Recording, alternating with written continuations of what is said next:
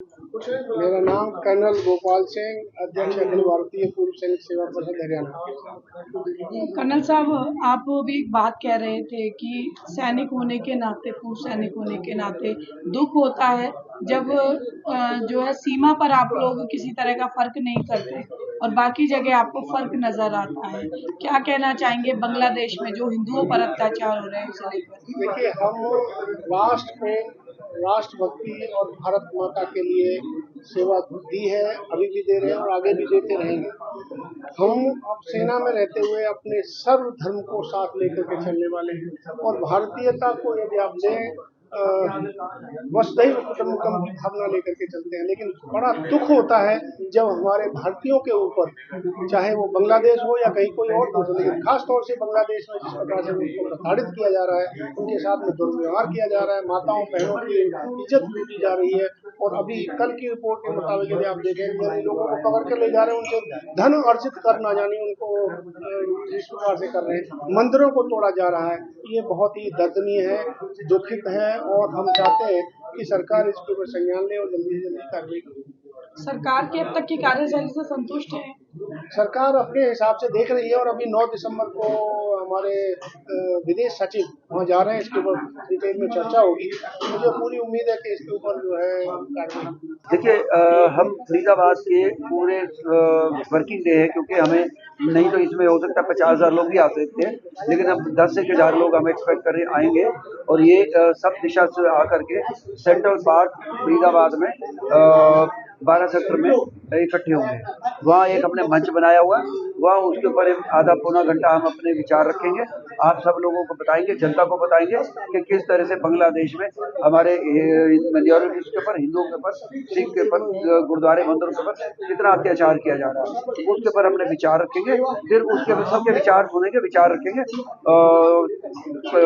हम अपना विरोध प्रकट करेंगे, आक्रोश प्रकट करेंगे और फिर ये एक ज्ञापन के रूप में डीसी साहब क्या दिन निर्धारित किया गया इसके लिए? ये 10 तारीख मंगलवार को किया गया। इसमें कोई जाने पहचाने चर्चित चेहरे भी नजर आएंगे या फिर हिंदू संगठनों से अलग अलग चेहरे होंगे? नहीं, ये राष्ट्र रक्षा मंच है जो है, यही होंगे 8-10 लोग हम होंगे जो हमारे कार्यकारिणी में है या हमारे जो कार्यकर्ता हमारे अधिकारी हैं, हम वही होंगे। मैं आप सबके सामने होऊंगा। मेरे से ज्यादा चर्चित चेहरा और आप बताइए तो हम उसको फैला देंगे। भाटिया जी, बांग्लादेश में जो भी स्थितियां बन रही हैं, अब तक जो सरकार की कार्यशैली रही है भारत सरकार की, उसको कहाँ देखते हैं आप? देखिए, भारत सरकार भी देख रही है अपने तरीके से। हम उसको ऊपर किसी भी तरह का वो नहीं लगाना चाह रहे। हमें ये मालूम है कि हमारे माननीय प्रधानमंत्री जी, हमारे विदेश मंत्री जी बहुत सब उनमें कैलिबर है और वो उसके ऊपर अपने निगाह खूब रखे होंगे और हमें पूरा यकीन है कि वो इसको आप ऑलरेडी देख लें।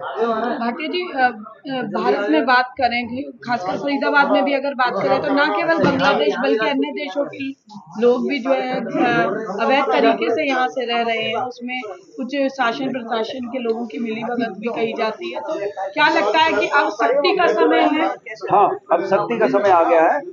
वैसे तो हमारा देश ऐसा है कि आइए कोई बात नहीं, हम अतिथि देवो भव की देश है, हमें कोई दिक्कत नहीं है। लेकिन जब इस तरह के ऐसा होता है तो हम चाहेंगे कि वो जहाँ भी रहें अपने खुश रहें, अपने देश में जाएं, अपने वतन में जाएं, हमें अपने हाल में खुश रहें। सरकार से कोई अपील करना चाहेंगे? भारत सरकार से, हरियाणा सरकार से?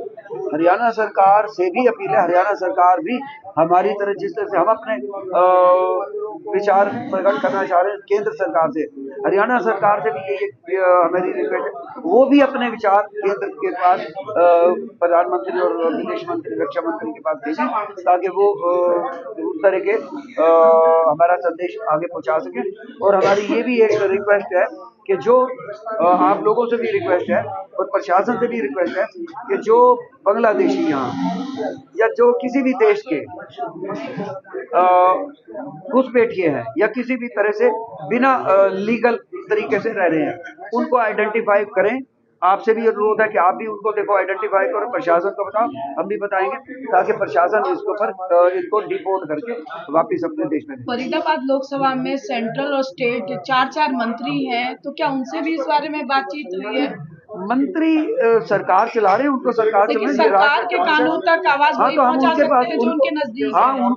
उनको भी हम अपनी बात रखेंगे, उनके सामने भी रखेंगे। जब ये हम सारी बात करेंगे तो सब मंत्रियों को भी बताएंगे, मंत्री भी उस तरह से अपनी बात आगे पहुंचाएंगे, शहर में क्या हो रहा है, किस तरह से चल रहा है, वो भी बात पहुंचाएंगे। तो 10 तारीख को जो एक तरह की शांति संसद आपने रखी है, उसमें किसी को ज्ञापन देने की भी योजना है? ज्ञापन तो हम डीसी साहब को, जिला अध्यक्ष को, अपने जिला उपायुक्त को देंगे।